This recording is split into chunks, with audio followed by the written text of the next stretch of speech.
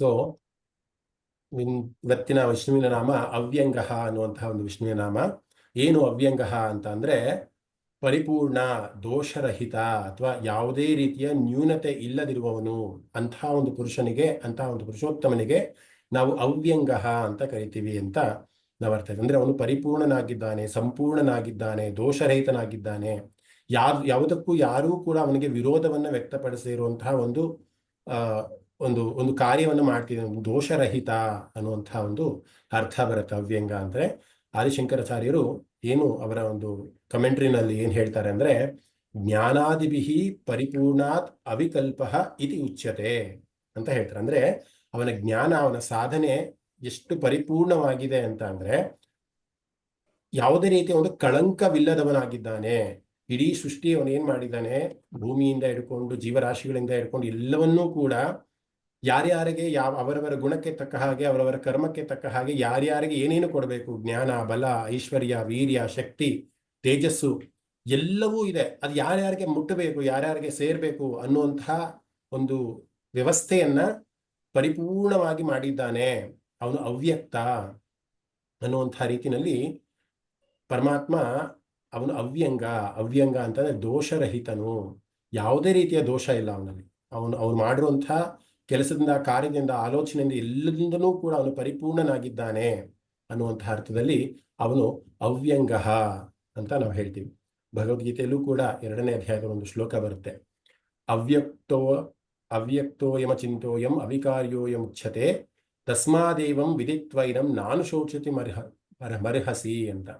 ನನ್ನ ಒಂದು ಇದು ಯಾವ ರೀತಿ ಇದೆ, ನನ್ನ ಒಂದು ಸೃಷ್ಟಿ ಯಾವ ರೀತಿ ನಾನು ಮಾಡಿದ್ದೀನಿ ಅಂತ ಅಂದ್ರೆ ಪರಿಪೂರ್ಣವಾಗಿ ಮಾಡಿದ್ದೀನಿ. ನನಗೆ ಯಾವ ರೀತಿ ಬೇಕೋ, ನನಗೆ ಯಾರು ತುಂಬಾ ಇಷ್ಟರೋ, ನನಗೆ ಯಾರು ತುಂಬಾ ಸಹೃದಯಗಳಿದ್ದಾರೋ, ಯಾರು ತ್ಯಾಗವನ್ನು ಮಾಡಿದ್ದಾರೋ, ಯಾರು ಕರ್ಮವನ್ನ ನಿಷ್ಠೆಯಿಂದ ಮಾಡ್ತಾ ಇದ್ದಾರೋ, ಅವ್ರು ಯಾರ್ಯಾರಿಗೆ ಏನೇನ ಕೊಡಬೇಕು ಆ ರೀತಿಯಾಗಿ ಎಲ್ಲವನ್ನೂ ಕೂಡ ನಾನು ಪರಿಪೂರ್ಣವಾಗಿ ದೋಷರಹಿತನಾಗಿ ಯಾವುದೇ ರೀತಿಯ ಕಳಂಕವಿಲ್ಲದಲೇ ಕೊಟ್ಟಿದ್ದೀನಿ. ನಾವು ಇವತ್ತು ಅನ್ಕೊಂತೀವಿ ಸಾಮಾನ್ಯವಾಗಿ, ದೇವ್ರು ನನಗೇ ಕಷ್ಟವನ್ನು ಕೊಡ್ತಾನೆ, ಯಾಕಪ್ಪ ನಾನು ಇಂಥ ದಾನ ಧರ್ಮ ಒಳ್ಳೆ ಕೆಲಸಗಳು ಯಾರಿಗೂ ಮೋಸ ಮಾಡಿಲ್ಲ, ನಾನು ಸಾಮಾನ್ಯ ನಾವು ಕೇಳ್ತೀವಲ್ಲ, ನಾನು ಯಾರಿಗೂ ಮೋಸ ಮಾಡಿಲ್ಲ, ನನಗೆ ಯಾಕೆ ಮೋಸ ಆಯ್ತು ಅಂತ. ಅದ್ಯಾಕೆ ಆ ಥರ ಆಯ್ತು ಅಂತಂದ್ರೆ ಒಳ್ಳೆಯವ್ರಿಗೆ ಜಾಸ್ತಿ ಪರೀಕ್ಷೆ ಮಾಡೋದು ದೇವರು. ಈಗ ಒಂದು ಸ್ಕೂಲ್ನಲ್ಲಿ ಸಾಮಾನ್ಯವಾಗಿ ಎಲ್ಲರೂ ಆನ್ ಟೈಮ್ ಬರ್ತಿರ್ತಾನೆ. ಒಬ್ಬ ಹುಡುಗ ಸ್ಕೂಲ್ಗೆ ಒಂದಿನ ಮಾತ್ರ ಲೇಟಾಗಿ ಬರ್ತಾನೆ. ಮೇಷ್ಟ್ರು ಅವನ್ನೇ ಕೇಳೋದು, ಯಾಕೋ ಲೇಟ್ ಇವತ್ತು ಅಂತ. ದಿನಾ ಒಬ್ಬ ಲೇಟಾಗಿ ಬರ್ತಿರ್ತಾನೆ, ಅವನ್ನ ಕೇಳಕ್ಕೆ ಹೋಗಲ್ಲ ಮಾಸ್ಟ್ರು. ಯಾಕೆಂದ್ರೆ ಆ ಮಾಸ್ಟ್ರು ಗೊತ್ತು ಅವ್ನು ದಿನಾ ಲೇಟಾಗಿ ಬರ್ತೀವಿ, ಇವತ್ತೇನು ಹೊಸದಲ್ಲ ಅಂತ.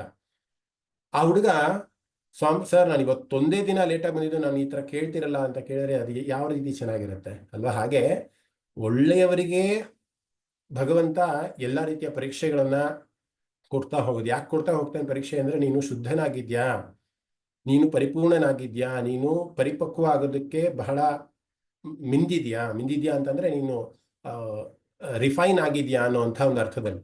ಸೊ ಇನ್ನೂ ಜಾಸ್ತಿ ರಿಫೈನ್ ಆಗ್ಬೇಕಂದ್ರೆ ಏನ್ ಮಾಡಬೇಕು, ನಿನಗೆ ಜಾಸ್ತಿ ಸುತ್ತಿಗೆ ಏಟುಗಳು ಬೀಳಬೇಕು, ನಿನಗೆ ಕಷ್ಟಗಳನ್ನ ಕೊಡಬೇಕು. ಕಷ್ಟಗಳನ್ನ ಕೊಟ್ಟು ನಾವು ಭಗವಂತನ ನೆನ್ಸ್ಕೊಬೇಕು.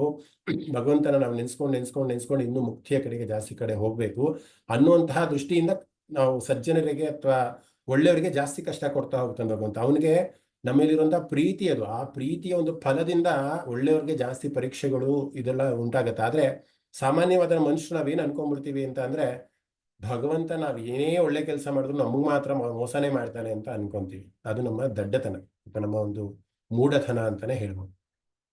ಕೆಟ್ಟವ್ರನ್ನ ಯಾವತ್ತೂ ದೇವರು ಕಷ್ಟ ಕೊಡಲ್ಲ. ಅವನು ಇನ್ನೂ ಕರ್ಮದಲ್ಲಿ ಮಿಂದು, ಕ್ಷಣಿಕ ಸುಖದಲ್ಲಿ ಮಿಂದು, ಮತ್ತೆ ಪುನರಪಿ ಜನನಂ ಪುನರಪಿ ಮರಣಂ ಅನ್ನುವಂತಹ ಒಂದು ಭವಸಾಗರದಲ್ಲೇ ಮುಳುಗಿ ಎದಳಪ್ಪ ನೀನು ಅಂತ ಬಿಟ್ಬಿಡ್ತಾನೆ.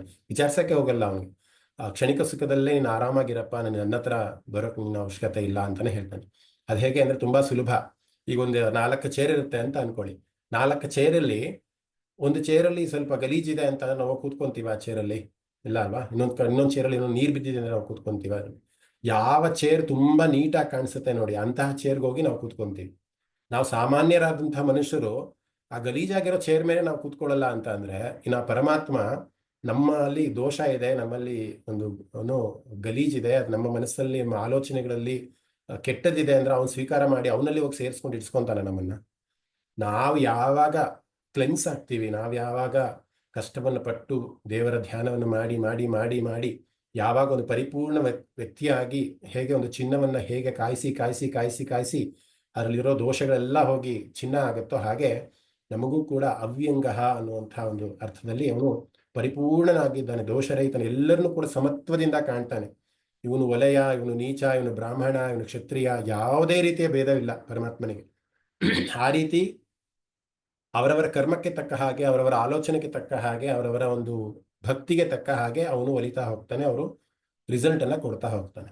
ಅಂತಹ ಒಂದು ಅರ್ಥದಲ್ಲಿ ನಾವು ಇವತ್ತು ಅವ್ಯಂಗ ಅನ್ನುವಂತಹ ಒಂದು ನಾಮವನ್ನ ಅರ್ಥೈಸ್ಕೊಬಹುದು. ಅಂದ್ರೆ ಅವನು ದೋಷರಹಿತನಾಗಿದ್ದಾನೆ, ಅವನು ಪವಿತ್ರನಾಗಿದ್ದಾನೆ, ಅವನು ಪರಿಪೂರ್ಣನಾಗಿದ್ದಾನೆ ಅನ್ನುವಂಥ ಅರ್ಥದಲ್ಲಿ ಒಂದು ಕಥೆಯ ಮುಖಾಂತರ ಈ ಒಂದು ನಾಮವನ್ನ ನಾವು ಅರ್ಥೈಸ್ಕೊಂತೀವಿ ಅಂತಂದ್ರೆ, ಮತ್ತೆ ಮಹಾಭಾರತದಲ್ಲಿ ಪಂಚಮ ವೇದ ಅಂತಾನೆ ಏನ್ ಕರಿತೀವಿ ಮಹಾಭಾರತದಲ್ಲಿ ಇಲ್ಲೇ ಇರೋದು ಏನೂ ಇಲ್ಲ ಅನ್ನುವಂಥ ಅರ್ಥದಲ್ಲಿ ಮಹಾಭಾರತದ ಒಂದೊಂದು ಕ್ಯಾರೆಕ್ಟರು ಕೂಡ ನಮಗೆ ಒಂದು ನೀತಿಯನ್ನ, ಒಂದು ಪಾಠವನ್ನ ಹೇಳ್ಕೊಡುವಂತಹ ಒಂದು ಇಡೀ ಒಂದು ಗ್ರಂಥ ಆಗಿದೆ, ಪವಿತ್ರವಾದ ಗ್ರಂಥ ಆಗಿದೆ.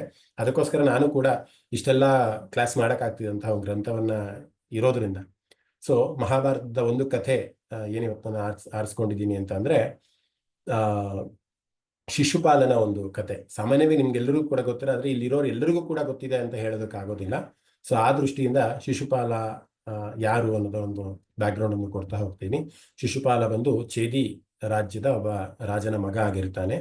ಅವರ ತಾಯಿ ಹೆಸರು ಶ್ರುತಕೀರ್ತಿ ಅಂತ. ಶ್ರುತಕೀರ್ತಿ ಮತ್ತೆ ಚೇದಿ ರಾಜನಿಗೆ ಹುಟ್ಟಿದಂತಹ ಮಗ ಶಿಶುಪಾಲ. ಈ ಶ್ರುತಕೀರ್ತಿ ಬೇರೆ ಇನ್ಯಾರೂ ಅಲ್ಲ, ಕೃಷ್ಣನ ತಂದೆ ವಸುದೇವನ ತಂಗಿ ಸಹೋದರಿ ಆಗಿರುವಂತಹ ಶ್ರುತಕೀರ್ತಿ. ಅಂದ್ರೆ ಕೃಷ್ಣನಿಗೆ ಶಿಶುಪಾಲ ಏನಾಗ್ತಾನೆ ಅಂದ್ರೆ ಅತ್ತೆಯ ಮಗ ಆಗ್ತಾನೆ, ಅಂದ್ರೆ ಮಾವನ ಮಗ, ಅತ್ತೆಯ ಮಗ ಆಗ್ತಾನೆ.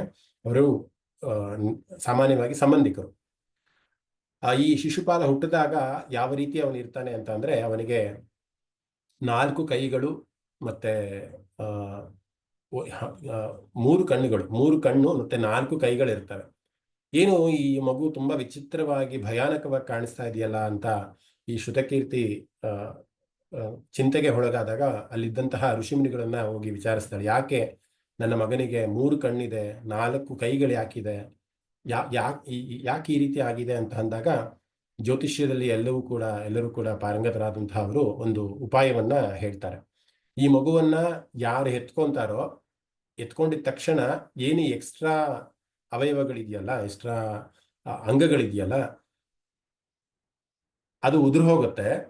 ಮತ್ತೆ ಯಾರು ಎತ್ಕೊಂಡಾಗ ಉದುರೋಗುತ್ತಲ್ಲ ಅವನೇ ಇವನ ಮರಣಕ್ಕೂ ಕೂಡ ಕಾರಣನಾಗ್ತಾನೆ ಅಂತ ಅವರೊಂದು ಭವಿಷ್ಯವನ್ನ ನುಡಿತಾರೆ.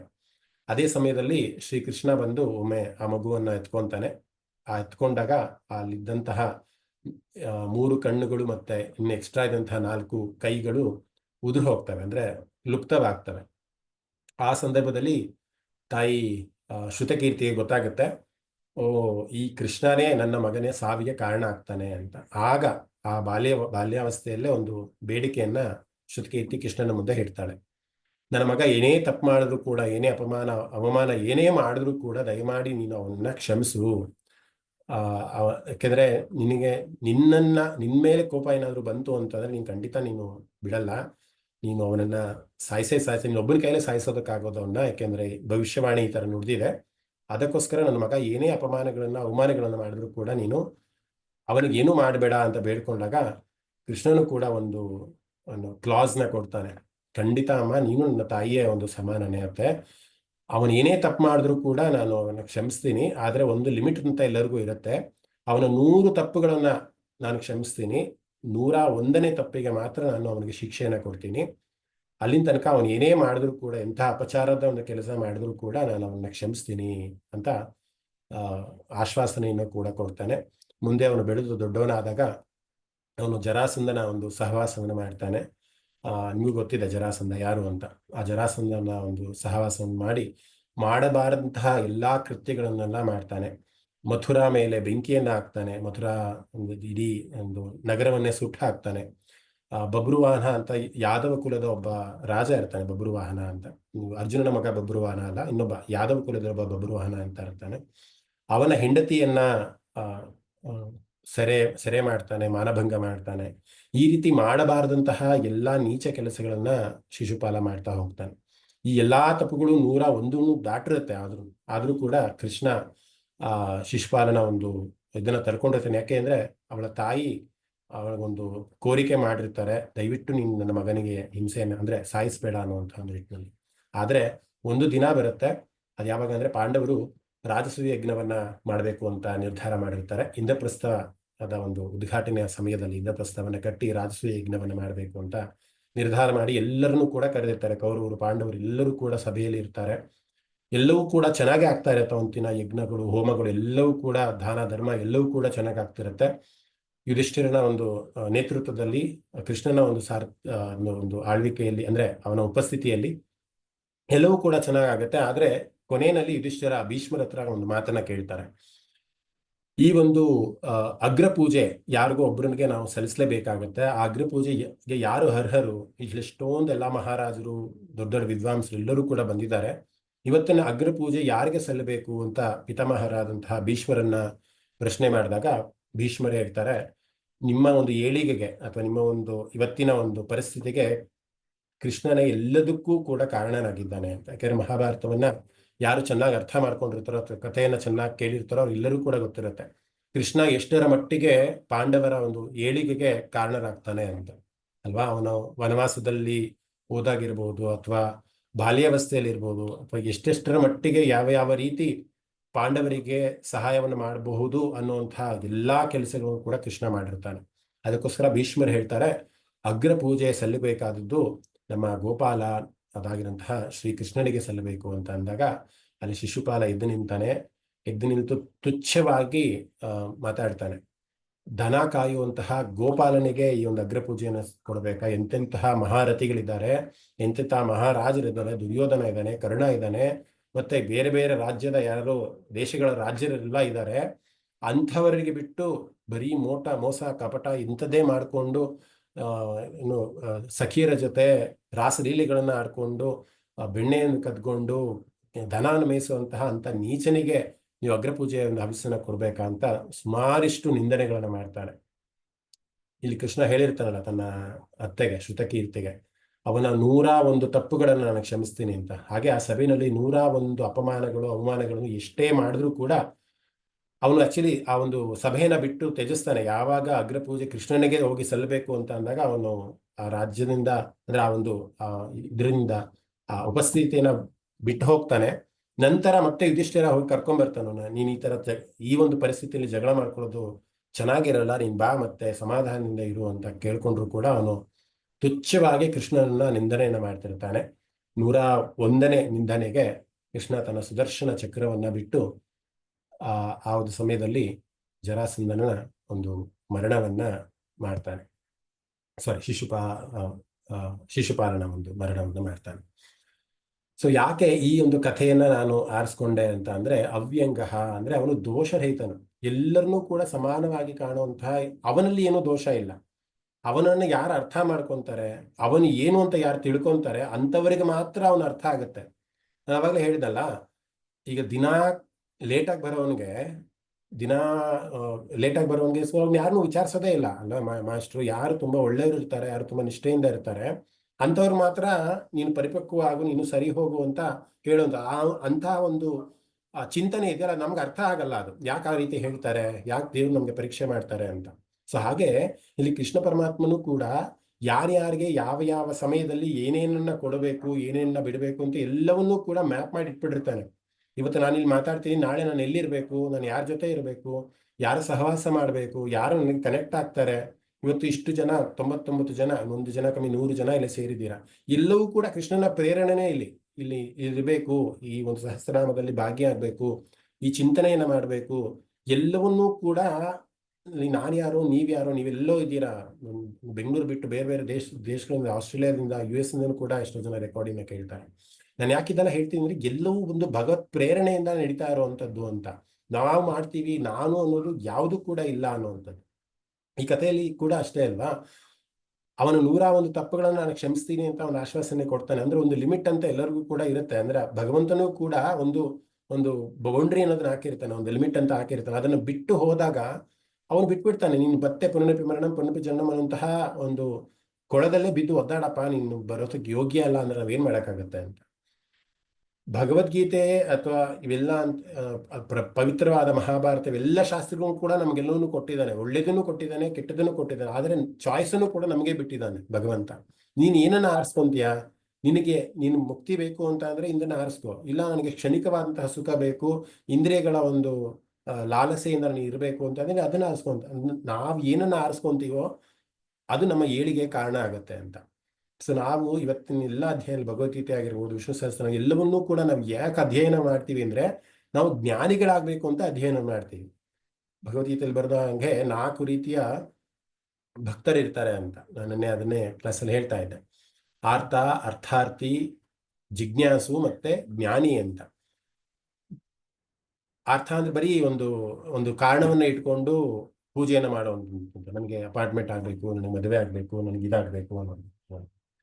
ಸೊ ಅಥವಾ ಬರೀ ಒಂದು ಆಸೆಗಳನ್ನು ಇಟ್ಕೊಂಡೇ ನಾನು ದೇವರ ಪೂಜೆಯನ್ನು ಮಾಡುವಂಥದ್ದು, ಯಜ್ಞಗಳನ್ನು ಮಾಡುವಂಥದ್ದು. ಆದರೆ ನಿಜವಾಗ್ಲೂ ಯಾರು ಜಿಜ್ಞಾಸುರಾಗಿರ್ತಾರೆ ಅಂದ್ರೆ ಭಗವಂತ ಯಾರು ಅಂತ ತಿಳಿಬೇಕು ಅಂತ ಯಾರು ಪ್ರಯತ್ನವನ್ನು ಮಾಡ್ತಾರೆ ಅಂಥವರಿಗೆ ಜ್ಞಾನ ಸಿದ್ಧಿಸುತ್ತೆ ಅಂತ. ನಾನು ಯಾರು, ಭಗವಂತ ಯಾರು, ನನಗೆ ಯಾಕೆ ಈ ಜನ್ಮವನ್ನು ಕೊಟ್ಟಿದ್ಯಾ, ನನಗೆ ಯಾಕೆ ಕಷ್ಟವನ್ನು ಕೊಟ್ಟಿದ್ಯಾ, ಈ ಕಷ್ಟದಿಂದ ಪಾರಾಗ್ಬೇಕಂದ್ರೆ ನಾನು ಏನ್ ಮಾಡಬೇಕು ಅಂತ ಪ್ರಶ್ನೆಗಳನ್ನ ಮಾಡಿ ಮಾಡಿ ಮಾಡಿ ಅದಕ್ಕೆ ಉತ್ತರವನ್ನ ಕಂಡುಕೊಂಡು ಆ ಉತ್ತರವನ್ನೇ ಕಂಡುಕೊಂಡಾಗ ಗೊತ್ತಾಗತ್ತೆ ಪರಮಾತ್ಮ ಯಾರು ಅಂತ. ಅವನು ಅವ್ಯಂಗನ, ಅವನು ಅವಿನಾಶಿನ ಏನು ಅಂತ ಅರ್ಥ ಮಾಡ್ಕೊಂಡಾಗ ಅವನು ಜ್ಞಾನಿ ಆಗ್ತಾನೆ. ಮತ್ತೆ ಭಗವದ್ಗೀತೆಯಲ್ಲೇ ಕೃಷ್ಣ ಹೇಳ್ತಾ ಹೋಗ್ತಾನೆ, ನನಗೆ ಯಾರು ತುಂಬಾ ಪ್ರಿಯರು ಅಂತ ಅಂದ್ರೆ ಜ್ಞಾನಿಗಳು ನನಗೆ ತುಂಬಾ ಪ್ರಿಯರು ಅಂತಾನೆ ಕೃಷ್ಣ ಹೇಳ್ತಾ ಹೋಗ್ತಾನೆ. ಯಾರು ಜ್ಞಾನವನ್ನು ಸಂಪಾದನೆ ಮಾಡಿರ್ತಾರೆ, ಯಾರು ನನ್ನನ್ನು ಅರಿತಿರ್ತಾರೆ ಅಂಥವ್ರು ನನಗೆ ಬಹಳ ಇಷ್ಟ ಆಗ್ತಾರೆ ಅಂತ. ನಾವು ಇವತ್ತು ನಮ್ಮ ಒಂದು ಸಂಕಲ್ಪ, ನಮ್ಮ ಉದ್ದೇಶ ಏನಿದೆ ಅಂದ್ರೆ ಈ ವಿಷ್ಣು ಸಹಸ್ರನಾಮದ ಕ್ಲಾಸು ಉದ್ದೇಶನೂ ಅಷ್ಟೇ, ನಾವೆಲ್ಲರೂ ಕೂಡ ಜ್ಞಾನಿಗಳಾಗಬೇಕು. ಅಂಧಕಾರದ ಒಂದು ಕತ್ತಲೆಯಿಂದ ನಾವು ಜ್ಞಾನದ ಎಡೆಗೆ ನಾವು ಹೆಜ್ಜೆಗಳನ್ನು ಹಾಕಬೇಕು. ಆ ಹೆಜ್ಜೆಯಲ್ಲಿ ನಿಮ್ಮ ಪ್ರಯತ್ನ, ನನ್ನ ಪ್ರಯತ್ನ, ಎಲ್ಲರ ಪ್ರಯತ್ನನೂ ಕೂಡ ಆದಾಗ ಮಾತ್ರ ಅಲ್ಲೊಂದು ಸತ್ಸಂಗ ಅನ್ನೋದಾಗತ್ತೆ, ಅಲ್ಲೊಂದು ಪಾಸಿಟಿವ್ ಎನರ್ಜಿ ಅನ್ನೋದು ಮೂಡುತ್ತೆ. ಮುಂದಿನ ಜನ್ಮದಲ್ಲಿ ಈ ದೇಹ ಬಿಟ್ಟು ಇನ್ನೊಂದು ದೇಹಕ್ಕೆ ಆತ್ಮ ಹೋದಾಗಲೂ ಕೂಡ ಆತ್ಮ ಪರಿಪಕ್ವವಾಗಿ ಹೋಗುತ್ತೆ.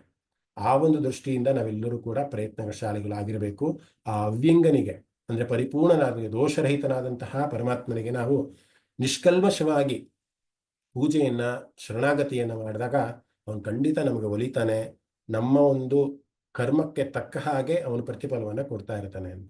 ನಾವು ಯಾರಿಗೆ ಮೋಸ ಮಾಡಿದ್ರು ನಮ್ಮ ಮನಸ್ಸಾಕ್ಷಿಗೆ ಮೋಸ ಮಾಡೋದಕ್ಕಾಗೋದಿಲ್ಲ ಅಲ್ವಾ. ಮನದಾಣ್ಣ ಗುರು ಸಿದ್ಧ ಮರೆಯಾಗೋನಲ್ಲ ಅಂತ ಹೇಳ್ತಾರೆ.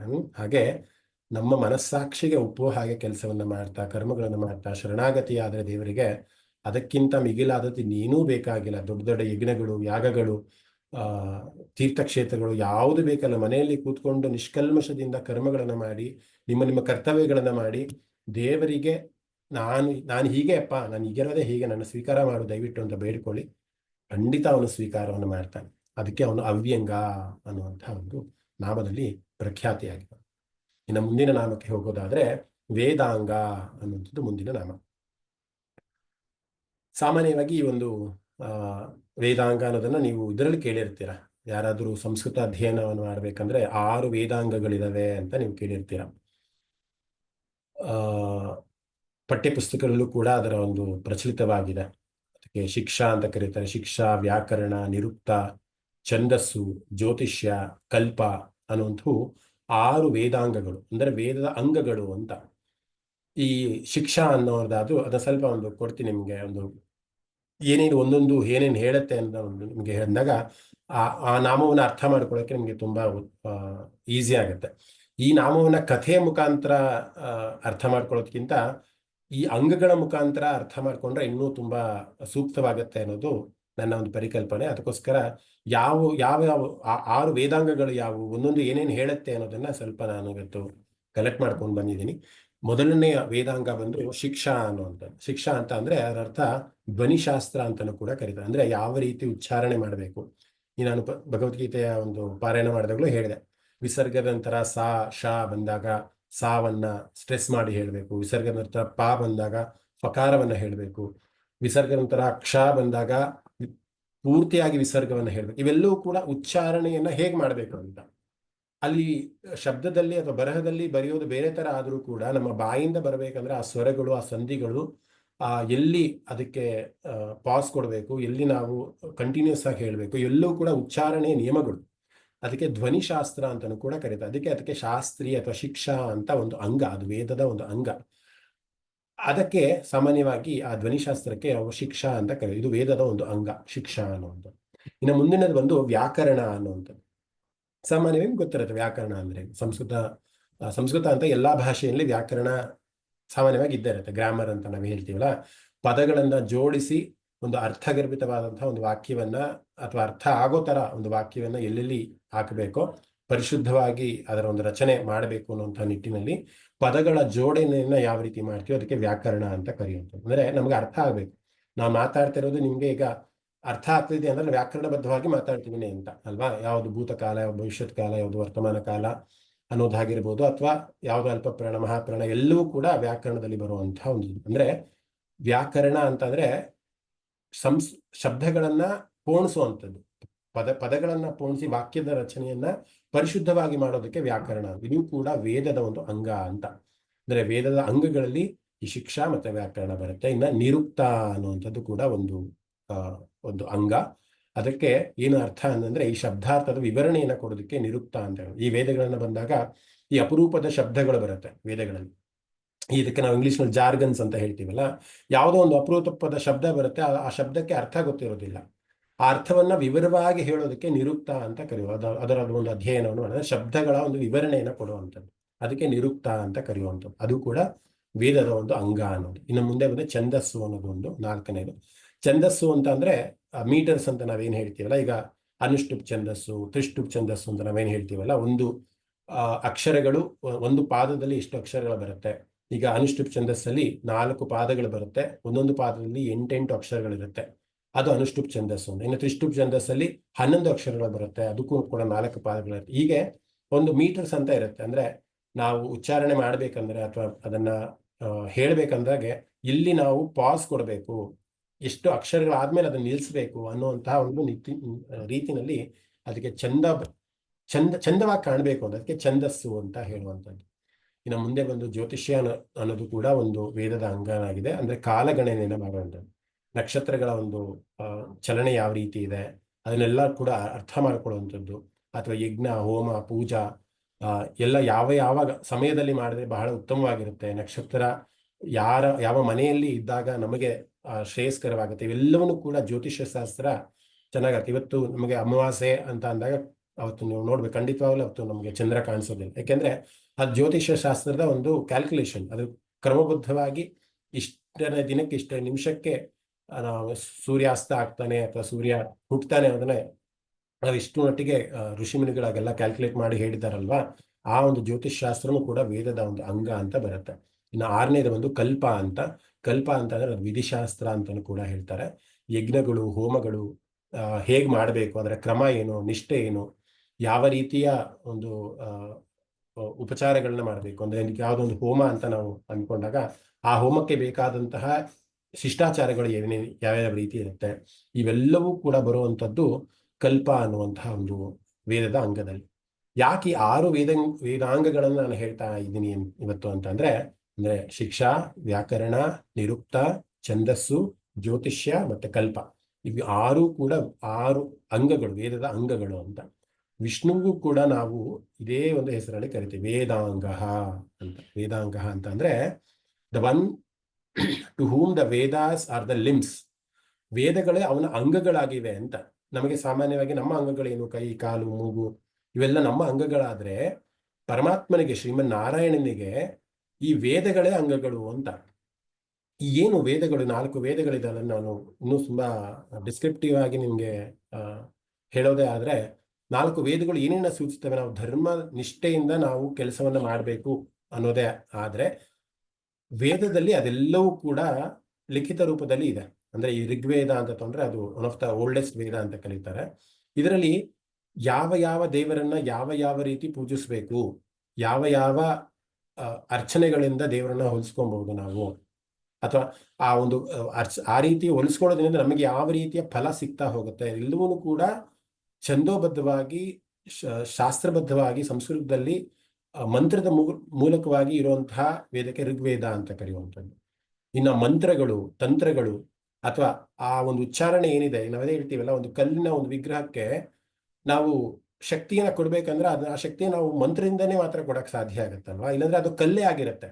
ಆ ಕಲ್ಲಿಗೆ ನಾವು ಜೀವವನ್ನ ಕೊಡ್ತೀವಿ ಅಂದ್ರೆ ಆ ಜೀವ ಎಲ್ಲಿರುತ್ತೆ ಅಂದ್ರೆ ಈ ಮಂತ್ರಗಳಲ್ಲಿರುತ್ತೆ. ಸೊ ಈ ಯಜುರ್ವೇದ ಅಂತ ಅಂದ್ರೆ ಈ ಈ ಮಂತ್ರದ ಒಂದು ಶಕ್ತಿಯಿಂದ ಒಂದು ಒಂದು ಒಂದು ಚೇಂಜ್ ಅನ್ನ ತರುವಂಥದ್ದು. ಆ ಸೈನ್ಸ್ಗೆ ಏನ್ ಹೇಳ್ತೀವಲ್ಲ ಅದಕ್ಕೆ ಆ ಎಲ್ಲಾ ಒಂದು ಎಲ್ಲವೂ ಕೂಡ ಈ ವೇದದಲ್ಲಿ ಬರುವಂಥದ್ದು ಅಂತ. ಸೊ ವೇದ ಅಂತ ಅಂದ್ರೆ ಏನು ಅಂದ್ರೆ, ಈ ವೇದ ಅನ್ನುವಂತಹ ಒಂದು ನಾಮವನ್ನ ಡಿಸ್ಕಸ್ ಮಾಡಿದಾಗಲೂ ಹೇಳಿದ್ದೆ, ಇದು ಅಪೌರುಷೇಯ, ಯಾರೋ ಬರೆದಿರುವಂಥದ್ದಲ್ಲ, ಇದು ಇರುವಂಥದ್ದು. ಆದ್ರೆ ಅದನ್ನ ನಮ್ಗೆ ಗೊತ್ತಿಲ್ಲ, ನಾವು ಅಜ್ಞಾನಿಗಳಾಗಿದೆಯೋ ಅದಕ್ಕೆ ನಮ್ಗೆ ಗೊತ್ತಿಲ್ಲ.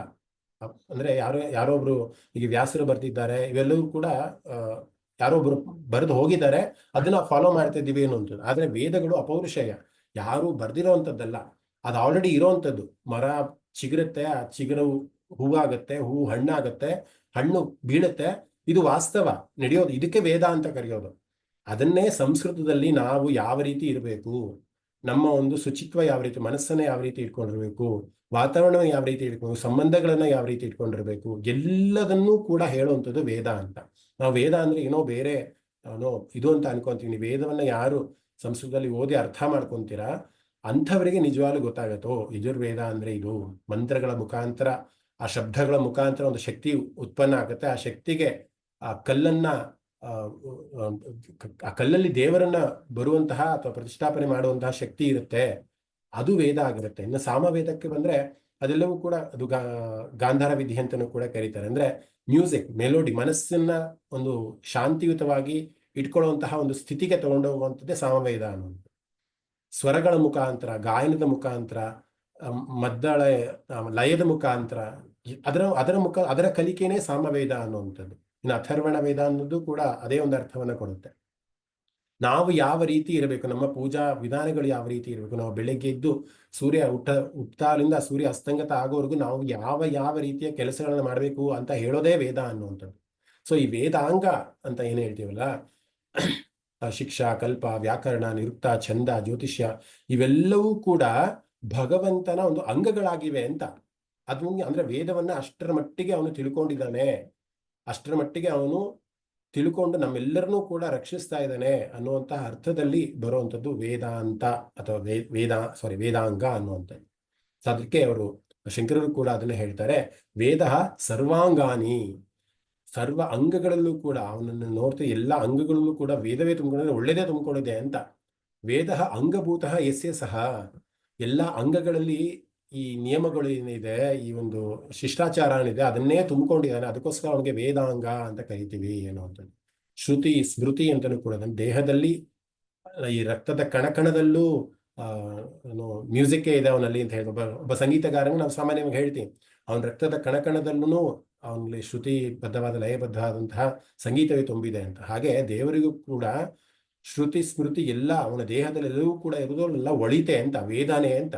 ವೇದ ಸರ್ವಾಂಗಾನಿ, ವೇದ ಅಂಗಭೂತ ಯಸ್ಯ ಸಹ, ಯಾರಿಗೆ ಅಂಗಾಂಗಗಳಲ್ಲೂ ಕೂಡ ವೇದದ ಒಂದು ಚಿಲುಮೆ ಇದೆಯೋ, ಶ್ರುತಿಯ ಒಂದು ಚಿಲುಮೆ ಇದೆಯೋ, ಅಂಥವನಿಗೆ ನಾವು ವೇದಾಂಗ ಅಂತ ಕರಿತೀವಿ ಅಂತ ಶಂಕರವರು ಹೇಳ್ತಾರೆ. ಸೊ ಅಂತಹ ವೇದಾಂಗಕ್ಕೆ ನಾವು, ಅಂತಹ ವಿಷ್ಣುಗೆ ನಾವು ವೇದಾಂಗ, ವೇದದ ಅಂಗ, ಈಗ ನಾನು ಹೇಳಿದ 6 ವೇದಗಳು 6 ಅಂಗಗಳು ಅಂತ ಏನ್ ಹೇಳಿದ್ರೆ ಎಲ್ಲವೂ ಕೂಡ ಅವನಲ್ಲಿ ಇದೆ ಅನ್ನುವಂಥ ಅರ್ಥದಲ್ಲಿ ವೇದಾಂಗ ಅನ್ನುವಂಥ ಒಂದು ನಾಮ ಸಾಕ್ಷಿಯಾಗತ್ತೆ. ಅಂದ್ರೆ ಉಪನಿಷತ್ ಇನ್ನೊಂದ್ಸಲಿ ರಿಪೀಟ್ ಮಾಡಿ. ಯಾವುದು? 6 ಅಂಗಗಳನ್ನ. ಒಂದು ಶಿಕ್ಷಾ, ಮೊದಲನೇದು ಬಂದು ಶಿಕ್ಷಾ ಅಂದ್ರೆ ಅದು ಧ್ವನಿಶಾಸ್ತ್ರ ಅಂತ, ಉಚ್ಚಾರಣೆ, ಸ್ವರ, ಸಂಧಿ ಎಲ್ಲ ಬರುವಂತದ್ದು ಧ್ವನಿಶಾಸ್ತ್ರ, ಶಿಕ್ಷಾ ಅಂತ. ಎರಡನೇದು ಬಂದು ವ್ಯಾಕರಣ.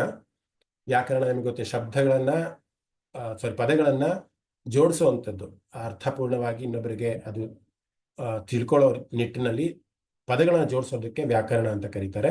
ಇನ್ನು ಮೂರನೇದು ಬಂದು ನಿರುಕ್ತ ಅಂದ್ರೆ ಶಬ್ದಾರ್ಥದ ಒಂದು ವಿವರಣೆ, ನಾವೇನು ಜಾರ್ಗನ್ಸ್ ಅಂತ ಕರಿತೀವಿ. ಯಾವುದೋ ಒಂದು ವೇದದಲ್ಲಿ ನಮಗೆ ಅರ್ಥ ಆಗದೆ ಇರುವಂತ ಒಂದು ಪದ ಬರುತ್ತೆ, ಅಪರೂಪದ ಶಬ್ದಗಳು ಬರುತ್ತೆ, ಅಂತಹ ಶಬ್ದಗಳನ್ನ ವ್ಯಾಖ್ಯಾನವನ್ನು ಕೊಡುವಂಥದ್ದು, ಅದರ ಅರ್ಥವನ್ನ ವಿವರಣೆಯನ್ನ ಕೊಡೋದಕ್ಕೆ ನಿರುಕ್ತ ಅಂತ ಕರೆಯುವಂಥದ್ದು. ಇನ್ನು ಛಂದಸ್ಸು ಅಂತ ಡಿಕ್ಷನರಿ ಅಂತ ಹೇಳ್ಬೋದಾ ಮಹೋದಯ? ಡಿಕ್ಷನರಿ ಅಂತಾನು ಕೂಡ, ಸಾಮಾನ್ಯವಾದ ಭಾಷೆಯಲ್ಲಿ ಡಿಕ್ಷನರಿ ಅಂತಾನು ಕೂಡ ಹೇಳ್ಬೋದು. ಹೌದು, ಹೇಳ್ಬೋದು. ಇನ್ನು 4ನೇದು ಬಂದು ಛಂದಸ್ಸು ಅಂತ. ನಾವೆಲ್ಲ ಹೇಳಿದಲ್ಲ, ಅನುಷ್ಠುಭು, ತ್ರಿಷ್ಠುಭು, ಬೇರೆ ಬೇರೆ ಛಂದಸ್ಸುಗಳಿದ್ದಾವೆ. ಅಂದ್ರೆ ಎಷ್ಟು ಅಕ್ಷರಗಳು ಒಂದು ಪಾದದಲ್ಲಿ ಇರಬೇಕು, ನಮಗೆ ಉಚ್ಚಾರಣೆಯ ಒಂದು ದೃಷ್ಟಿಯಿಂದ ಅಥವಾ ಮಂತ್ರಗಳನ್ನು ಹೇಳೋ ದೃಷ್ಟಿಯಿಂದ ಎಲ್ಲಿಗೆ ನಿಲ್ಲಿಸಬೇಕು, ಎಲ್ಲಿಗೆ, ನಾವೆಲ್ಲ ಹೇಳಿದ್ನಲ್ಲ, ಮುಂದೆ ಕ್ಷ ಇದ್ದಾಗ ವಿಸರ್ಗನ ಪೂರ್ತಿಯಾಗಿ ಹೇಳಬೇಕು. ಇವೆಲ್ಲವೂ ಕೂಡ ನಿಯಮಗಳು. ಯಾಕೆ ನಿಯಮಗಳು ಅಂದ್ರೆ ಆ ಛಂದಸ್ಸು ಆ ರೀತಿ ಮತ್ತು ಅನುಷ್ಠುಪ್ ಛಂದಸ್ಸು, ಇಷ್ಟು ಛಂದಸ್ಸು, ಈ ರೀತಿ ಸುಮಾರಿಷ್ಟು ಛಂದಸ್ಸುಗಳಿದೆ. ಸಂಸ್ಕೃತದ ಅಧ್ಯಯನ ಮಾಡ್ತಿದ್ರೆ ಛಂದಸ್ಸು ಅನ್ನೋದೇ ಒಂದು ಸಬ್ಜೆಕ್ಟ್ ಆಗಿದೆ. ಆ ಛಂದಸ್ಸಿನ ಶಾಸ್ತ್ರನೇ ಒಂದು ಶಾಸ್ತ್ರವಾಗಿದೆ. ಅದು 4ನೇದು. ಇನ್ನು 5ನೇದು ಬಂದು ಜ್ಯೋತಿಷ್ಯ. ಜ್ಯೋತಿಷ್ಯ ಅಂದ್ರೆ ನಮ್ಮ ಕಾಲಗಣನೆಯ ಬಗ್ಗೆ, ನಕ್ಷತ್ರಗಳು ಎಲ್ಲೆಲ್ಲಿದೆ, ಹೇಗಿದೆ, ಯಾವ ಯಾವ ಸ್ಥಾನದಲ್ಲಿದೆ, ಯಾವ ಯಾವ ಫಲವನ್ನ ಕೊಡ್ತಾ ಇದೆ ನಿಶ್ಚಯವಾಗಿ ಹೇಳುವಂಥದ್ದು ಜ್ಯೋತಿಷಾಸ್ತ್ರ. ಇವಾಗ ಬರುವಂತಹ ಟಿವಿನಲ್ಲಿ ಬರುವಂತಹ ಯಾರು ಒಬ್ರು ಅಲ್ಪ ಸ್ವಲ್ಪ ಜ್ಞಾನಿಗಳು ಬಂದು ಕಲ್ತ್ಕೊಂಡಿರ್ತಾರಲ್ಲ, ಅವ್ರು ಹೇಳೋದೆಲ್ಲನೂ ಕೂಡ ಬೋಗಸ್ಸೆ. ಯಾರು ನಿಜವಾದ ಜ್ಯೋತಿಷ್ಯವನ್ನ ಕರಗತ ಮಾಡ್ಕೊಂಡಿರ್ತಾರೆ ಅವರು ಆ ಒಂದು ಜ್ಯೋತಿಷ್ಶಾಸ್ತ್ರದ ಪ್ರಕಾರ ಹೋದ್ರೆ ಖಂಡಿತ ಭವಿಷ್ಯದಲ್ಲಿ ಏನಾಗುತ್ತೆ, ಮುಂದೆ ಏನಾಗ್ತಿದೆ ಅದು ಎಲ್ಲವನ್ನೂ ಕೂಡ ನಿಗದಿತವಾಗಿ, ಸ್ಪಷ್ಟವಾಗಿ, ನಿಶ್ಚಯವಾಗಿ ಹೇಳೋದಕ್ಕೆ ಸಾಧ್ಯ ಆಗುತ್ತೆ. ಸೊ ಅದು ಜ್ಯೋತಿಷ್ಯ ಶಾಸ್ತ್ರ. ಕಲ್ಪ ಅಂತ ಅಂದ್ರೆ ಅದು ವಿಧಿಶಾಸ್ತ್ರ ಅಂತಾನೂ ಕೂಡ ಕರೀತಾರೆ. ವಿಧಿ ಅಂತ ಅಂದ್ರೆ ಯಾವ ಪ್ರಕಾರ ಮಾಡಬೇಕು ಅಂತ, ಅಂದ್ರೆ ಈ ವಿಧಿ ಅಂತ ಹೇಳಿದ್ರೆ ಈ ವಿಧಾನವನ್ನ ಅನುಸರಿಸಬೇಕು ಅಂತ ಹೇಳ್ತಾರಲ್ಲ, ಕ್ರಮವಾಗಿ ನಿಷ್ಠೆಯಿಂದ ನಿಯಮಗಳ ಅನುಸಾರವಾಗಿ ಏನನ್ನ ಮಾಡಬೇಕು, ಯಜ್ಞಗಳಾಗಿರ್ಬೋದು, ಹೋಮಗಳಾಗಿರ್ಬೋದು, ಸಂಸ್ಕಾರಗಳಾಗಿರ್ಬೋದು, ಎಲ್ಲವನ್ನೂ ಕೂಡ ಯಾವ ಯಾವ ಸಮಯಕ್ಕೆ ಏನೇನ ಹಾಕಿ ಮಾಡುವಂತ ನಿಯಮ ಇರುತ್ತಲ್ಲ, ಆ ವಿಧಿಗೆ ಕಲ್ಪ ಅಂತ ಕರೆಯುವಂಥದ್ದು. ಸೊ 6 ವೇದಾಂಗಗಳಿದೆ. ಅದಕ್ಕೋಸ್ಕರ ವಿಷ್ಣುವಿಗೆ ನಾವು ಕೂಡ ವೇದದ ಅಂಗ, ವೇದಾಂಗ ಅಂತಾನು ಕೂಡ ಕರಿತೀವಿ. ಒಂದು ಸಾರಾಂಶವಾಗಿ ಹೇಳ್ಬೇಕಂದ್ರೆ ಈ ಒಂದು ಅರ್ಥವನ್ನ ವೇದಗಳು ಅಥವಾ ವೇದಾಂಗಗಳ ಒಂದು ಜೀವದ ಒಂದು ಸ್ವರೂಪನ್ನ ವಿವರಿಸ್ತಾ ಇರುವಂಥದ್ದು. ಅಂದ್ರೆ ಭಗವಂತನೇ ವೇದ ಸ್ವರೂಪಿನಾಗಿದ್ದಾನೆ. ನಮ್ಮ ಮಧುಸೂದನ ಸರಸ್ವತಿಯವರು ಧ್ಯಾನ ಶ್ಲೋಕದಲ್ಲಿ ಬರೀತಾರೆ, ಭಗವದ್ಗೀತೆ ಧ್ಯಾನ ಶ್ಲೋಕದಲ್ಲಿ, ಸರ್ವೋಪನಿಷದೋ ಗಾವೋ ದೋಗ್ಧ ಗೋಪಾಲನಂದನ ಪಾರ್ಥೋ ವತ್ಸ ಸುಧೀರ್ಭೋಕ್ತ ದುಗ್ಧಂ ಗೀತಾಮೃತಂ ಮಹತ್ ಅಂತ. ಸಾಮಾನ್ಯವಾಗಿ ಎಲ್ಲರೂ ಕೂಡ ಈ ಒಂದು ಶ್ಲೋಕ ಕಂಠಸ್ಥ ಆಗಿರುತ್ತೆ ಅಥವಾ ಗೊತ್ತಿರುತ್ತೆ ಕೂಡ. ಏನಿದ್ರ ಅರ್ಥ ಅಂತಂದ್ರೆ, ಸರ್ವೋಪನಿಷದೋ ಗಾವೋ, ಎಲ್ಲಾ ಉಪನಿಷತ್ತುಗಳನ್ನ, ಗಾವೋ ಅಂದ್ರೆ ಹಸು, ಉಪನಿಷತ್ತುಗಳು ಎಲ್ಲವೂ ಕೂಡ ಹಸು ಅಂತಿದೆ ಅಲ್ವಾ ಉಪನಿಷತ್ತುಗಳು. ಅಂತಹ ಉಪನಿಷತ್ತಿನ ಸಾರ ಎಲ್ಲವನ್ನೂ ಕೂಡ ಈ ಗೋಪಾಲ ಅಂದ್ರೆ ಶ್ರೀಕೃಷ್ಣ, ಅರ್ಜುನ ಅನ್ನುವಂತಹ ನಮಗೆ ಆ ಹಾಲಿನ ಅಮೃತವನ್ನ ಉಣಿಸ್ತಾ ಇದ್ದಾನೆ ಅಂತ. ಯಾವುದರಿಂದ ಉಣಿಸ್ತಾ ಇದ್ದಾನೆ? ಭಗವದ್ಗೀತೆಯ ಒಂದು ಜ್ಞಾನದಿಂದ ಉಣಿಸ್ತಾ ಇದ್ದಾನೆ ಅಂತ. ನಾವೆಲ್ಲರೂ ಕೂಡ ಅರ್ಜುನರೇ ಇವತ್ತು. ನಾವು ಏನಾದ್ರು ಗೀತೆಯನ್ನ ಅಥವಾ ಬೇರೆ ಶಾಸ್ತ್ರವನ್ನ ಎಲ್ಲರೂ ಕರಿತೀವಿ ಅಂದ್ರೆ ಆ ಉಪನಿಷತ್ತು ಅನ್ನುವಂತಹ ಅಮೃತವನ್ನ ನಾವು ಸವಿತಾ ಇದ್ದೀವಿ ಅಂತ, ಅಂದ್ರೆ ಆ ಜ್ಞಾನವನ್ನ ಸವಿತಾ ಇದ್ದೀವಿ ಅಂತ. ಸರ್ವೋಪನಿಷದೋ ಗಾವೋ ಧೂತ ಗೋಪಾಲನಂದನ ಪಾರ್ಥೋ ವತ್ಸ, ಅಂದ್ರೆ ವತ್ಸ ಅಂದ್ರೆ ಕರು ಅಂತ, ಅಂದ್ರೆ ಹಾಲಿನ ಕರು ನಾವುಗಳೆಲ್ಲರೂ ಕೂಡ ಅಂತಹ ಅಮೃತವನ್ನ ನಾವು ಸವಿತಾ ಇದ್ದೀವಿ ಅಂತ ಒಂದು ಭಗವಂತ ಕೊಡ್ತಿದ್ದಾನೆ ಅಂತ. ಅದು ಗೀತೆಯಲ್ಲಿ ಬರುವಂಥದ್ದು. ಯಾಕೆ ಇದನ್ನು ಹೇಳಿದೆ ಅಂದ್ರೆ, ಈ ವೇದದ ಅಂಗಗಳಾಗಿರ್ಬೋದು, ಉಪನಿಷತ್ತುಗಳಾಗಿರ್ಬೋದು, ಅಥವಾ ವೇದಾಂತ ವೇದಾಂತ ಅಂದ್ರೆ ಏನು, ವೇದದ ಅಂತ್ಯ ಅಂತಾನೆ ವೇದಾಂತ, ಎಲ್ಲವನ್ನೂ ಕೂಡ ಕನ್ಸೈಸ್ ಆಗಿ ಕೊಟ್ಟಿರುವಂಥದ್ದು ಭಗವದ್ಗೀತೆ ಅನ್ನುವಂಥದ್ದು. ಅದನ್ನ ಅಧ್ಯಯನ ಮಾಡಿದ್ರೆ ಸಾಕು, ನಾವು ವೇದಗಳನ್ನ ಸ್ವಲ್ಪ ಮಟ್ಟಿಗೆ ತಿಳ್ಕೊಂಡಾಗ. ಇವಾಗ ಒಂದು ವೇದ ಅಂದ್ರೆ ನಿಮ್ಗೆ ಒಂದು ಚಿತ್ರಣ ಬಂದಿರುತ್ತೆ ಅನ್ಸುತ್ತಲ್ಲ. ವೇದ ಅಂತ ಅಂದ್ರೆ ಬೇರೆ ಇನ್ನೇನು ಅಲ್ಲ, ಯಾವ ರೀತಿ ನಾವು ಜೀವನನ ಸಾಗಿಸ್ಬೇಕು ಅಂತ ಸಂಸ್ಕೃತದ ಒಂದು ಶ್ಲೋಕದ ರೂಪದಲ್ಲಿ ಬರೆದಿರುವಂತಹ ವೇದ ಅನ್ನೋದು. ಸೊ ಇಷ್ಟರ ಮಟ್ಟಿಗೆ ಈ ಒಂದು ನಾಮಕ್ಕೆ ನಾವು ವಿಶ್ಲೇಷಣೆನ ಕೊಡ್ಬೋದು. ವೇದಾಂಗ ಅಂತ ಅಂದ್ರೆ ಅಂಗಗಳು, ದೇವರ ಅಂಗಗಳೇ ವೇದಗಳಾಗಿದೆ ಅನ್ನೋಂತಾರೆ. The one to whom the Vedas are the limbs, ವೇದಗಳೇ ಅಂಗಗಳಾಗಿದ್ದಾವೆ ಅನ್ನುವಂಥ ಅರ್ಥದಲ್ಲಿ ನಾವು ಒಂದು ನಾಮವನ್ನು ಅರ್ಥೈಸ್ಕೊಬಹುದು. ಇದಕ್ಕೆ ಕತೆ ಅಂತ ನಾನೇನು ಅನ್ಕೊಂಡಿಲ್ಲ, ಯಾಕೆಂದ್ರೆ ಈ ವೇದಾಂಗವನ್ನ ನಾನು ಕಾನ್ಸೆಪ್ಟ್ ಅನ್ನ ಎಕ್ಸ್ಪ್ಲೈನ್ ಮಾಡಿದ್ದೀನಿ.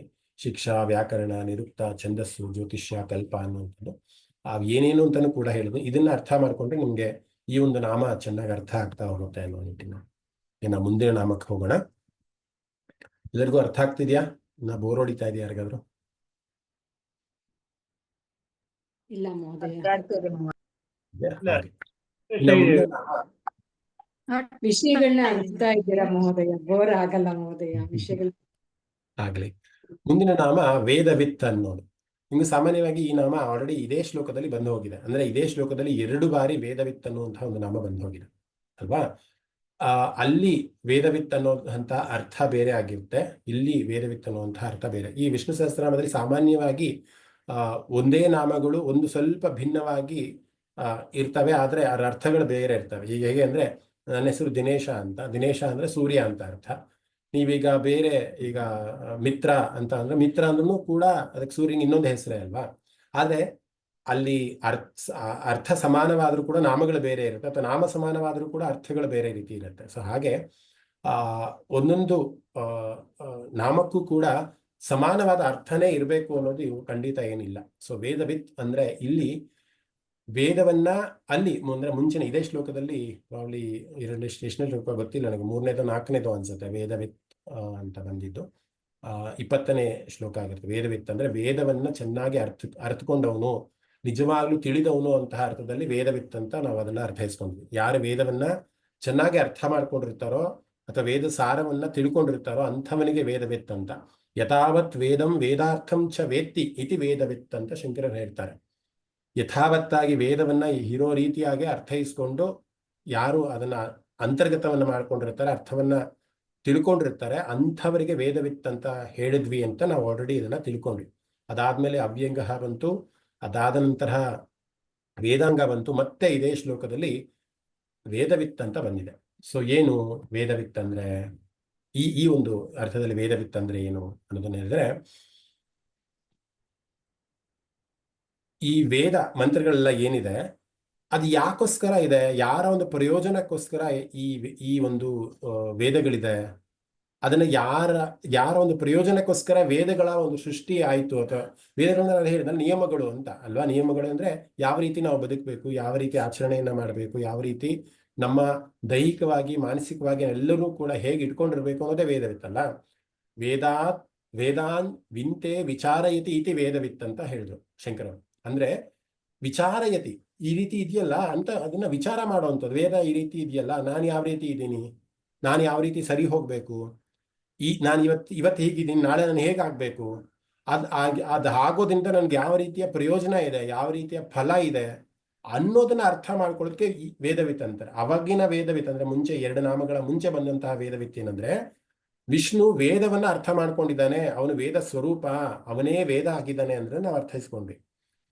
ಈ ಒಂದು ವೇದವಿತ್ ಏನಂದ್ರೆ, ಈ ವೇದವನ್ನ ಅರ್ಥ ಮಾಡ್ಕೊಳ್ಳೋದ್ರಿಂದ ನಮಗೆ ಪ್ರಯೋಜನಗಳಿದೆ ಏನೇನಿದೆ ಅಂತ ಚರ್ಚೆ ಮಾಡೋದು, ವಿಮರ್ಶೆ ಮಾಡೋದು, ವಿಶ್ಲೇಷಣೆ ಮಾಡೋದಕ್ಕೆ ವೇದವಿತ್ ಅಂತ ಕರೆಯುವಂಥದ್ದು.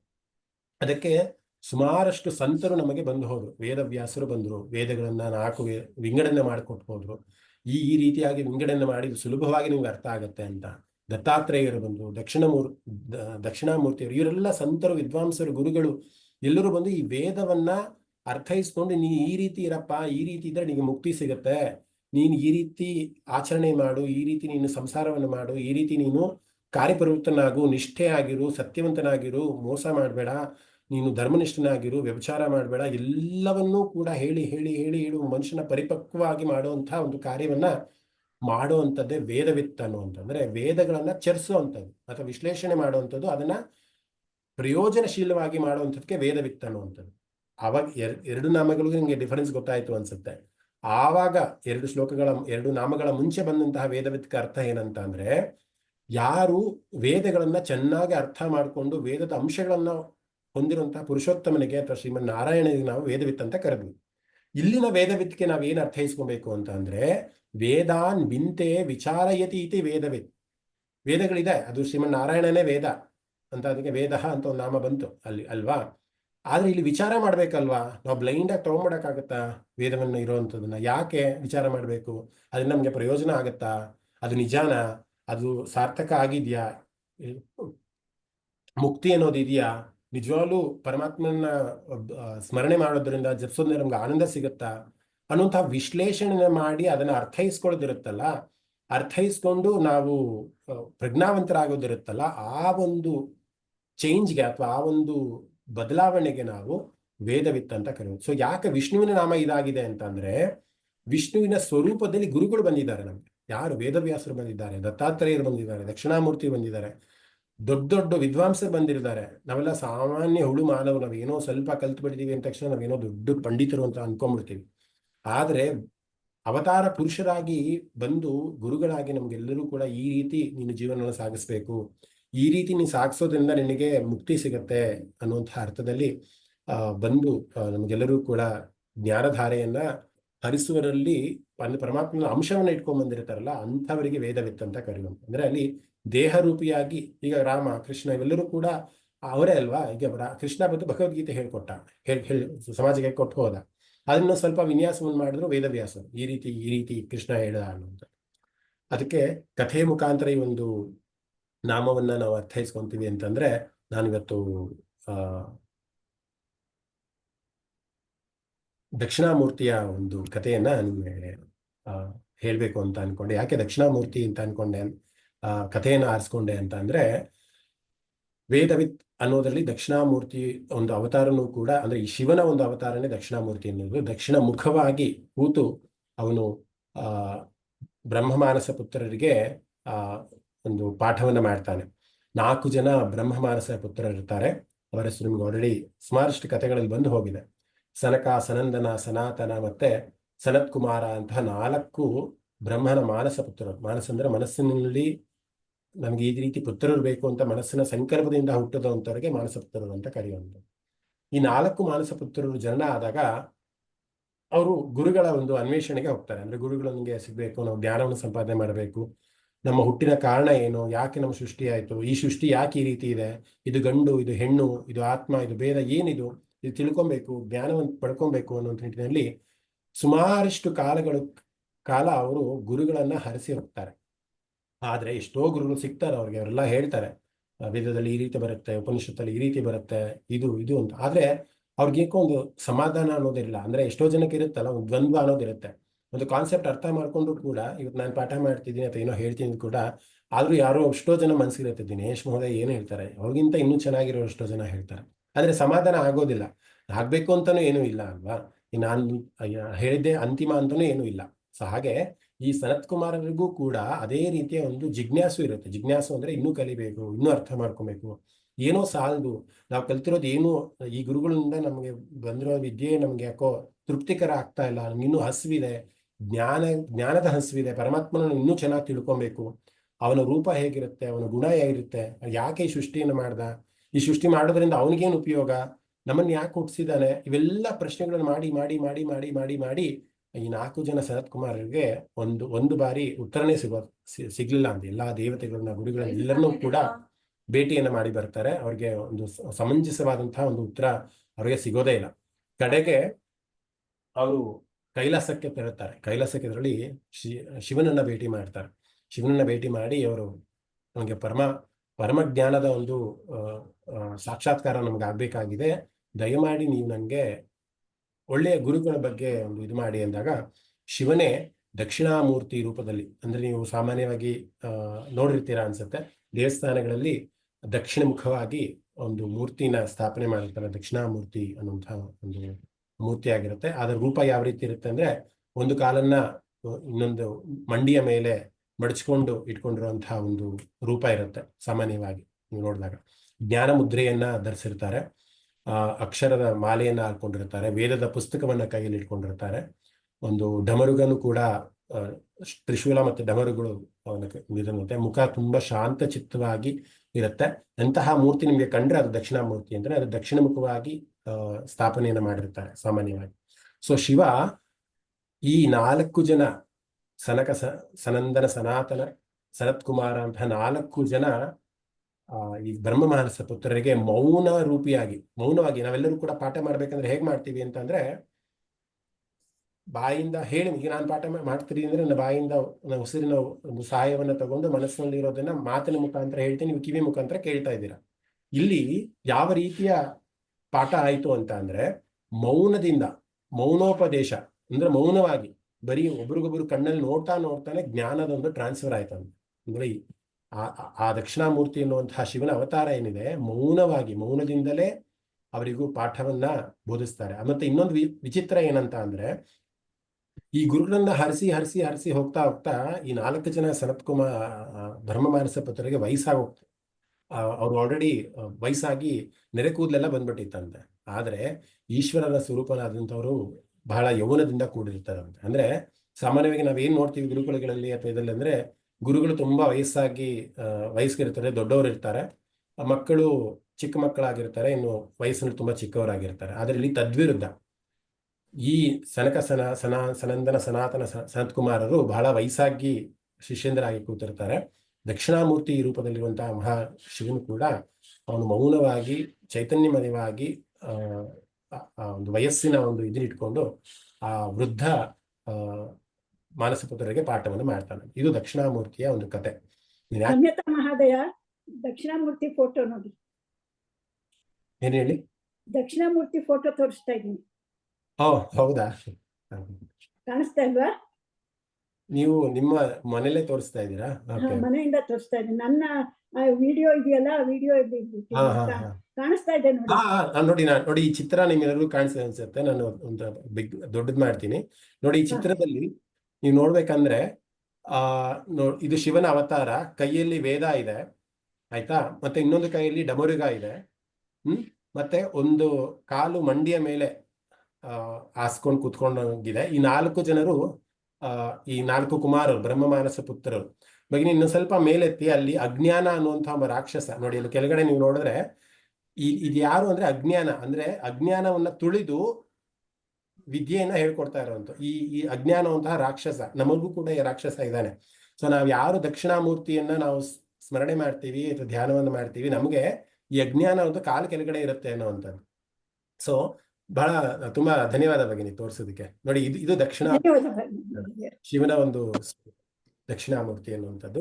ಅಜ್ಞಾನವನ್ನ ಕೆಳಗಡೆ ಮಾಡಿ, ಅಜ್ಞಾನವನ್ನ ತುಳಿದು ಜ್ಞಾನದವನ್ನ ಹಂಚುವಂತಹ ಒಂದು ಕೆಲಸ ಮಾಡ್ತಾರಂತೂ ದಕ್ಷಿಣಾಮೂರ್ತಿಯಾದ ಶಿವನ ಸ್ವರೂಪನಾದಂತಹ ದಕ್ಷಿಣಾಮೂರ್ತಿ. ಅಂದ್ರೆ ಮೌನದಿಂದಲೇ ಕೂಡ, ಈಗ ನಾವು ಕೂಡ ಮೌನದಿಂದಲೇ ಅವನ ಎಲ್ಲಾ ಜ್ಞಾನವನ್ನು ಕೂಡ ನಾವು ಪಡ್ಕೊಬಹುದು. ಅದಕ್ಕೆ ಭಕ್ತಿ ಶ್ರದ್ಧೆಯಿಂದ ನಾವು ದಕ್ಷಿಣಾಮೂರ್ತಿಯನ್ನ ಬೇಡ್ಕೊಂಡ್ರೆ ಖಂಡಿತ ಅದು ನಮ್ಗೆ ಸಿಗತ್ತೆ. ಸೊ ಈ ಒಂದು ನಾಮಕ್ಕೆ, ವೇದವಿತ್ ಅನ್ನುವಂತಹ ನಾಮಕ್ಕೆ ಯಾಕೆ ನಾನು ದಕ್ಷಿಣಾಮೂರ್ತಿಯ ಒಂದು ಶ್ಲೋಕವನ್ನು ಹೇಳಿದೆ ಅಂದ್ರೆ, ನಾವೆಲ್ಲ ಹೇಳಿದ್ನಲ್ಲ, ಗುರುಗಳ ಮುಖಾಂತರ, ವ್ಯಾಸರಾಗಿರ್ಬೋದು, ದತ್ತಾತ್ರೇಯರಾಗಿರ್ಬೋದು, ದಕ್ಷಿಣಾಮೂರ್ತಿ, ಈ ದೊಡ್ಡ ದೊಡ್ಡ ವಿದ್ವಾಂಸರು, ಗುರುಗಳ ಮುಖಾಂತರ ನಮಗೆ ವೇದವನ್ನ ಅರ್ಥ ಮಾಡ್ಕೊಳ್ಳುವಂತಹ ಒಂದು ಸ್ಥಿತಿಗೆ ತಗೊಂಡು ಹೋಗುವಂತಹ ಜ್ಞಾನವನ್ನ ಹೊಂದುವಂತವನು ಅಂತ. ಅಂದ್ರೆ ಇವರೆಲ್ಲರೂ ವೇದವ್ಯಾಸರು, ದತ್ತಾತ್ರೇಯ ಇವೆಲ್ಲರೂ ಕೂಡ ಮನುಷ್ಯ ರೂಪಿಯಾಗಿ ಜನಿಸಿದವರು, ಆದ್ರೆ ಆ ಒಂದು ವಿಷ್ಣುವಿನ ತತ್ವದಿಂದ ಜನಿಸಿದಂಥವ್ರು ಅಂತ. ಅದಕ್ಕೋಸ್ಕರ ಅವರಿಗೆ ವೇದವಿತ್ ಅಂತ ಕರೆಯುವಂಥದ್ದು. ಸೊ ಒಂದೇ ಒಂದು ನಿಮಿಷ.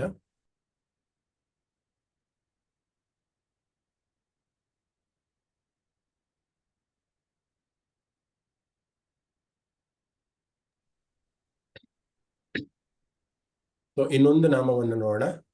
ಕವಿಹಿ ಅನ್ನುವಂಥಕ್ಕೆ ಈ ಒಂದು ಶ್ಲೋಕದ ಒಂದು ಇದು ಸಮಾಪ್ತಿಯಾಗುತ್ತೆ. ಕವಿಹಿ ಅನ್ನುವಂಥದ್ದು ಇನ್ನೊಂದು ವಿಷ್ಣುವಿನ ನಾಮ.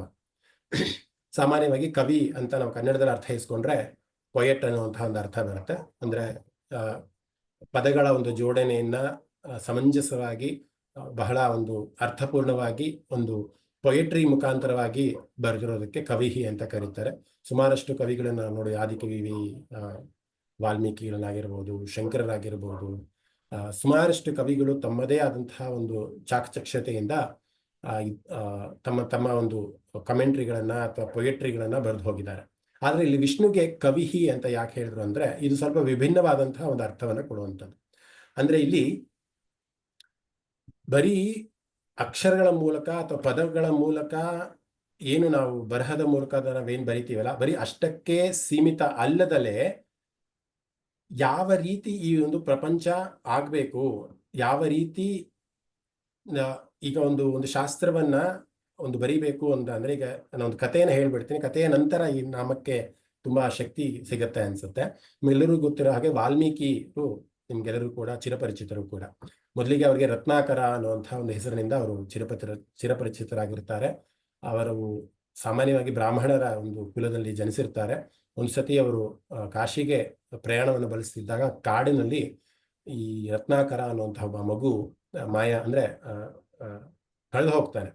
ಕಳೆದು ಹೋಗಿ ಕಾಡಲ್ಲಿ ಇದ್ದಂತಹ ಒಂದು ಪರಿಸ್ಥಿತಿ ಅವನಿಗೆ ಬಂದಾಗ, ಅಲ್ಲೇ ಕಾಡಲ್ಲಿದ್ದಂತಹ ಬೇಡರು ಅವನನ್ನ ಸಾಕೊಂತಾರೆ.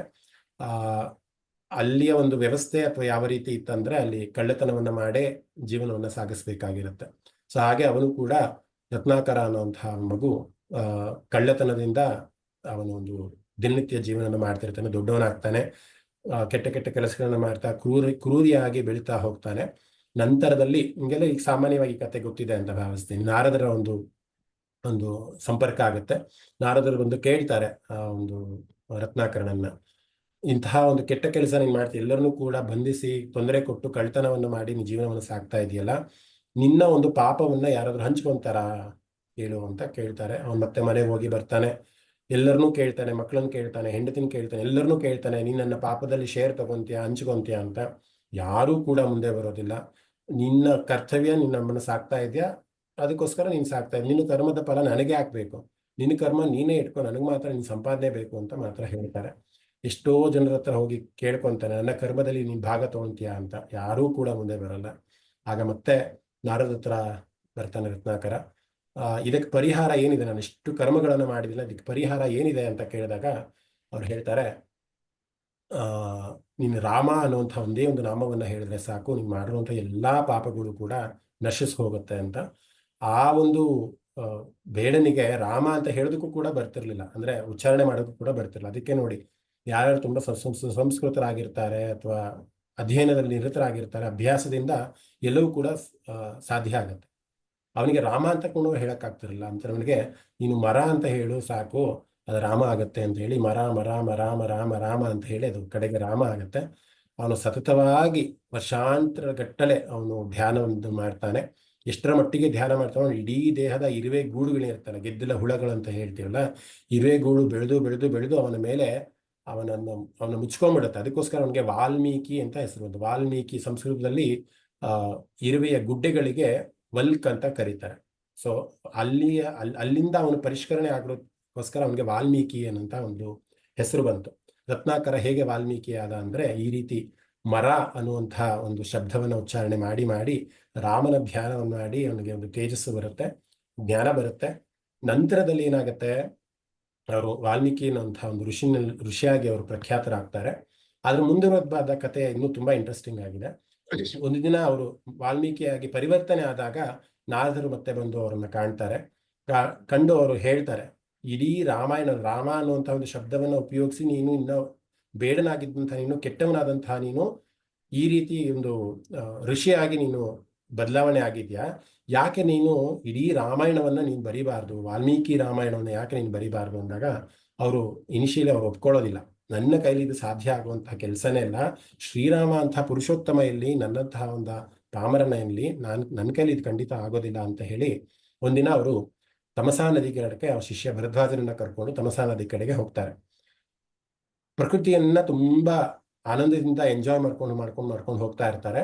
ಅಲ್ಲಿ ಆ ಪ್ರಕೃತಿಯಲ್ಲಿ ಒಂದು ಪಕ್ಷಿಯನ್ನ ನೋಡ್ತಾರೆ, ಒಂದು ಗಂಡು ಮತ್ತೆ ಒಂದು ಹೆಣ್ಣು ಪಕ್ಷಿಯನ್ನ ನೋಡ್ತಾರೆ.